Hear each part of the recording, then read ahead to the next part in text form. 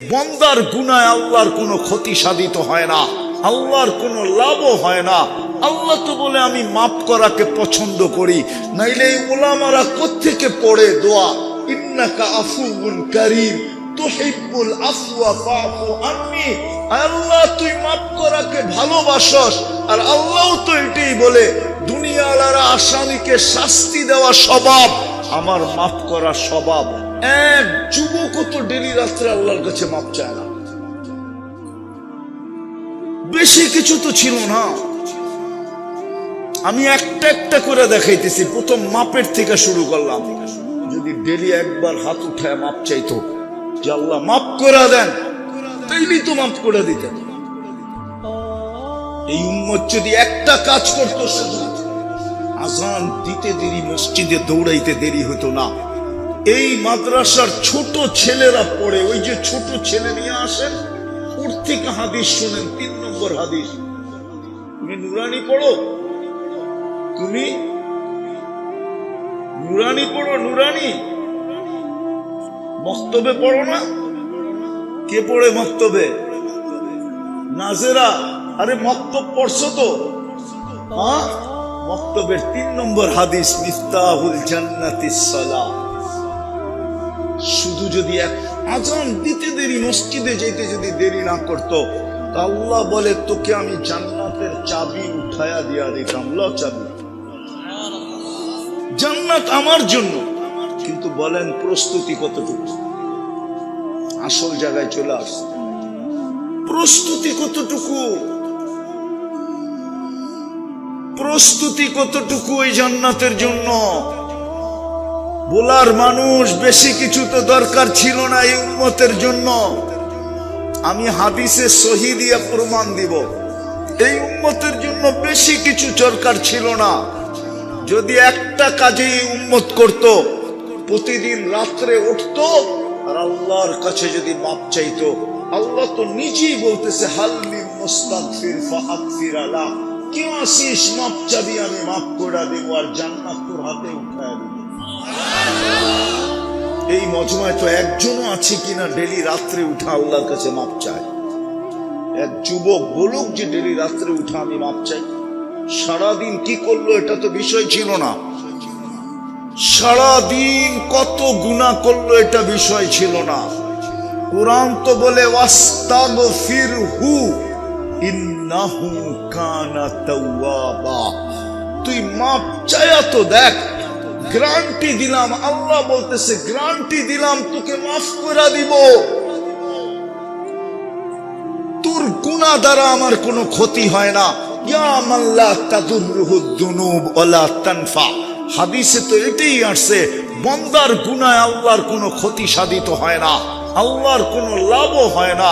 আল্লাহ তো বলে আমি মাফ করাকে পছন্দ করি, নাইলে এই উলামারা কোত্থেকে পড়ে দোয়া, ইন্নাকা আফুউন কারীম তুহিব্বুল আফওয়া ফাফু আন্নি। আল্লাহ তুই মাফ করাকে ভালোবাসস, আর আল্লাহ তো এটাই বলে দুনিয়াওয়ালারা আসামিকে শাস্তি দেওয়া স্বভাব, আমার মাফ করা স্বভাব। এক যুবক তো ডেলি রাত্রে আল্লাহর কাছে মাপ চায় না, বেশি কিছু তো ছিল না। আমি একটা একটা করে দেখাইতেছি। প্রথম মাপের থেকে শুরু করলাম। যদি ডেলি একবার হাত উঠায় মাপ চাইতো যে আল্লাহ মাফ করে দেন, তাইলেই তো মাফ করে দিতেন। এই উম্মত যদি একটা কাজ করতো, শুধু আজান দিতে দেরি মসজিদে দৌড়াইতে দেরি হতো না। এই মাদ্রাসার ছোট ছেলেরা পড়ে, ওই যে ছোট ছেলে নিয়ে আসেন, ওর থেকে হাদিস শোনেন। 3 নম্বর হাদিস। তুমি নুরানি পড়ো, তুমি নুরানি পড়ো, নুরানি মক্তবে পড়ো না? কে পড়ে মক্তবে? নাজেরা। আরে মক্তব পড়ছো তো? হ্যাঁ, মক্তবের 3 নম্বর হাদিস, মিফতাহুল জান্নাতিস সালাহ। শুধু যদি এক আজান দিতে দেরি মসজিদে যেতে যদি দেরি না করতো, তা আল্লাহ বলে তোকে আমি জান্নাতের চাবি উঠায়া দিয়া দিতাম। ল চাবি। শুধু যদি 5 ওয়াক্ত নামাজ পড়তো, বেশি কিছুর প্রয়োজন ছিল না। আমি একটা একটা দেখাইতেছি। এ আসতেছে 2 দিন পরেই, 3 তারিখ দিন গিয়া রাত্রে শবে বরাত আসতেছে, বড় বরকতের রাত্র। ওই রাত্রে বৈশাই যদি নির্জনে বৈশা যদি একটু চোখের পানি ঝরায়া বলতো, মালিক শবে বরাত টু শবে বরাত, কিচ্ছু করতে পারি নাই, শুধু আমি তোর কাছে সরি বলার জন্য হাত উঠাইলাম।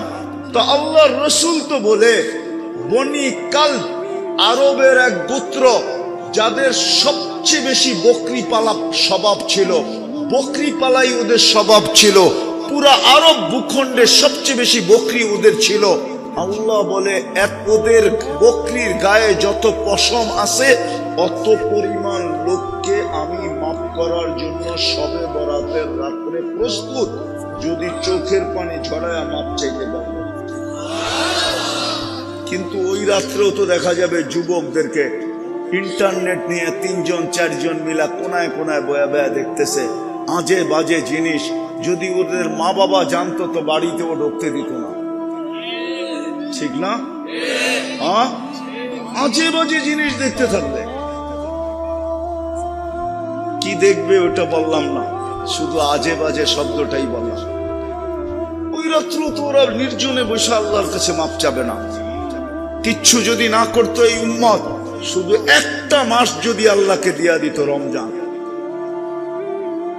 শুধু একটা মাস আল্লাহকে দিয়া দিত, যেই মাসের ভিতরে জাহান্নাম থেকে মুক্তি পাওয়ার জন্য এতটুকু পর্যন্ত ছাড় ছিল। ছাড় বোঝেন কি? ডিসকাউন্ট বোঝেন? ছাড় ছিল।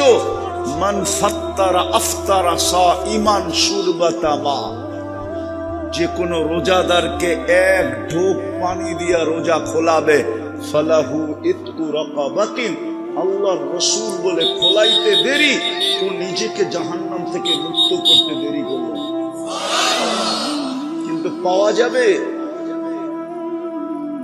যাবে বোলার থেকে নিয়া, ওই ইলিশা থেকে নিয়া, বিলকুল এই রোড যেটা যেখানে শেষ হয়েছে ওইখানে কি রোজার সময় পাওয়া যাবে কোন লোককে বোতল নিয়ে রাস্তায় দাঁড়ায় আছে? আজানের 2 মিনিট আগে ওকে যদি জিজ্ঞাসা করা, কই দাঁড়ায় আসিস কেন? বলে, শুনছি 1 ডোক পানি দিয়ে ইফতার করাইলে জাহান্নাম থেকে মুক্তি মিলবে, এই জন্য আমি আজানের অপেক্ষায় দাঁড়ায় আসি, যে আজান দিতে দেরি, কাউকে ধৈরা রোজা খোলায়া দিতে দেরি করব না। এরকম কি একজনও পাওয়া যাবে? এই মহল্লায় কি একজনও পাওয়া যাবে যে কোনো মা, কোনো বোন, আমার কোনো মেয়ে প্রতিবেশীকে বলছে, বোন তুই ইফতারি পাকাইস না, আমি গরিব হিসাবে যাই পাকাইতে পারি ডেলি তোকে ইফতারি পাঠায়া দিব, হোক না আমি ছোলা পাকাই পাঠাবো, হোক না আমি 2টা পেঁয়াজই পাঠাবো, হোক না আমি 2 মুঠ মুড়ি তোকে পাঠায়া দিব, হোক না আমি 1 গ্লাস পানি পাঠায়া দিব, তুই আমারটা দিয়ে রোজা খুলিস। ওই বোন যদি জিজ্ঞাসা করে, ওই মেয়ে যদি জিজ্ঞাসা করে কেন? বলে, শুনছি রোজা খোলাইলে নাকি জাহান্নাম থেকে মুক্তি মিলবে। তো সামনের মেয়েও বলতো, সামনের মাও বলতো, সামনের বোনও বলতো, তাইলে আমারও তো জাহান্নাম থেকে মুক্তির দরকার, আমিও তোর জন্য ইফতারি বানায়া পাঠায়া দিব যতটুকু পারবো। কিন্তু এই পরিবেশ তো আমাদের নাই আমাদের পরিবেশ। হয় এই জন্যই আমার কথা শুরু ছিল, কিয়ামতের দিন আল্লাহ একদিকে দুনিয়া রাখবে, একদিকে জান্নাত রাখবে, আর বলবে, এটা তো তোর জন্য তৈরি করছিলাম, তুই এই দুনিয়া নিয়ে খুশি হইলি কি করে?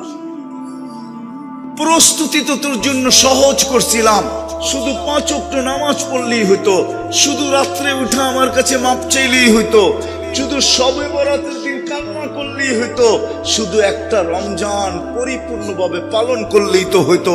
তুই তো আমার বন্ধুর উম্মত ছিলি, তোদের সাথে তো আমার দোস্তি ছিল, বন্ধুত্ব ছিল। ওলামা আমাকে প্রমাণ করতে পারবে না কোন উম্মতের সাথে আল্লাহর এতটুকু বন্ধুত্ব ছিল যতটুকু বন্ধুত্ব এই উম্মতের সাথে আছে, যতটুকু প্রেম আছে, যতটুকু প্রীতি আছে, যতটুকু এশক আছে। এশক বোঝেন না আপনারা? যতটুকু এশক আছে এই উম্মতের সাথে, এই উম্মতের সাথে যতটুকু ভালোবাসা, যতটুকু প্রেম, যতটুকু প্রীতি আল্লাহ কোন উম্মতের সাথে ছিল না। আর কোন উম্মত তো আসবেই না, আমরাই তো শেষ উম্মত। আমাদের সাথে আল্লাহর প্রেম আর প্রীতি, ভালোবাসা, স্নেহ, মায়া, মমতা, কিন্তু আফসোস আমরা বুঝলাম না। এই জন্যই বললাম যে প্রস্তুতি কতটুকু। জান্নাত তো দিতে চায়, যেটার মাটি মুস্ক, যেটার ঘাস জাফরান, যেটার বিল্ডিং সোনার রূপার ইট, যার ফল ধরবে সোনার গাছে আর রূপার গাছে, যার ফুল ধরবে সোনার লতায় আর রূপার লতায়, হাজারো সোসাইটি বানায় দিবে আল্লাহ। সবচেয়ে ছোট রাজত্ব এই দুনিয়ার 10 গুণ সমান। মন্ত্রী পরিষদ হবে কমসে কম 70,000। ডেলি 70,000 আইটেম খাবে। আল্লাহ কুদরত দিয়া পাক করবে, কোনো বাবরচির হাতের ছোঁয়া লাগতে দিবে না। আইটেম আল্লাহ পছন্দ করে বানাবে, কুদরত দিয়া আইটেম পছন্দ করবে। ডেলি 70 বার কাপড় চেঞ্জ করবে। আল্লাহ নিজে ডিজাইন করবে কুদরত দিয়া। আল্লাহ কুদরত দিয়া সেলাই করবে। এই সুতা দিয়া না, এই নূরের থেকে সুতা বানাবে, ওটার থেকে কাপড় বানাবে, ওটার থেকে পোশাক বানাবে। জান্নাতে পুরান কাপড় রাখার কোনো আলমারি নাই, ময়লা হইলে ধোয়ার কোনো ওয়াশিং মেশিন নাই। বাট চেঞ্জ হইতে দেরি, ভাঙতে দেরি, কাপড় চেঞ্জ হইতে দেরি হবে না। মা বোনরা ডেলি 70 বার লেহেঙ্গা চেঞ্জ করবে। যুবক সব রাখা আছে, কি চাও? যা চাবে তা মিলবে। ওরা ভাবতেছে বাইক আসেনি, ঠিক না? কি দেখি তো মাঝে মাঝে পিছে লয়া চালাইলে পুরা চার্জ, ঠিক না? পিছে যদি কেউ থাকে তো পুরা চার্জ, ঠিক না? সত্য তো। কতজনই তো পিছে লয়া দুনিয়া ওভারটেক করতে করতে আখেরাতে চলে গেছে। সত্য তো। জান্নাত সুপার বাইক রাখা আছে। ইয়ারকাবুর রাকিব ওয়া ইউসিরু হাইসু ইয়াশা, চড়বে আর চোখের পলকে যায় নেওয়া যাবে। জান্নাতে বানায় রাখছে হাঁটু পর্যন্ত মুস্ক দিয়া, কমর পর্যন্ত আম্বার দিয়া, কাঁধ পর্যন্ত পিওর কাঁচা জাফরান দিয়া। কমর থেকে কাঁধ পর্যন্ত কি দিয়া? পিওর কাঁচা জাফরান। কাঁচা, শুকনা না। কাঁচা জাফরান তো দেখি নাই, কোথেকে বুঝবো? লয়ে যাইতে স্পেনে, আমি দেখে আইছি 2008-এ। মাইলকে মাইল জাফরানের বাগান। কাঁচাটা দেখলে একটু বাংলাদেশে বোঝা যায়। দেখছেন সরিষার ক্ষেত? দেখছেন সরিষার যখন ফুল ফোটে, পুরা যখন ফুল ফুটতে থাকে তখন কেমন দেখা যায়? হলুদ আর হলুদ, ঠিক না? কাঁচা কাঁচা, ঠিক না? জাফরানের চেয়ে কুঠি গুণ। আমার তো চোখে জিহ্বায় এখনো পানি লেগে রয়েছে। ওই সময় আমি ভাবতেছিলাম এই বুকের ভিতরে মাথা রাখলে না জানি কেমন মজা হবে। এই থেকে এই পর্যন্ত কাঁচা জাফরান, মাথা রাখবেন এইখানে না, উজুরে বোঝেই না কেমন হবে। চেহারাটা বানাবে হোয়াইট কাফুর দিয়া, 120 ফিট লম্বা, চুলটি 120 ফিট লম্বা হবে। ওরা ভাবতেছে গলায় ধরবে কেমনে, ঠিক না? জান্নাতি পুরুষও 120 ফিট লম্বা হবে। দুনিয়ার মা বোনরা জান্নাতে যায় 120 ফিট লম্বা হয়ে যাবে, চুলটি 120 ফিট লম্বা হবে।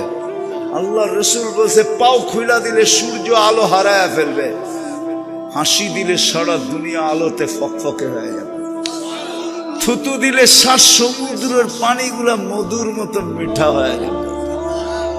ওই ঠোঁটে চুমা দিলে কেমন হবে?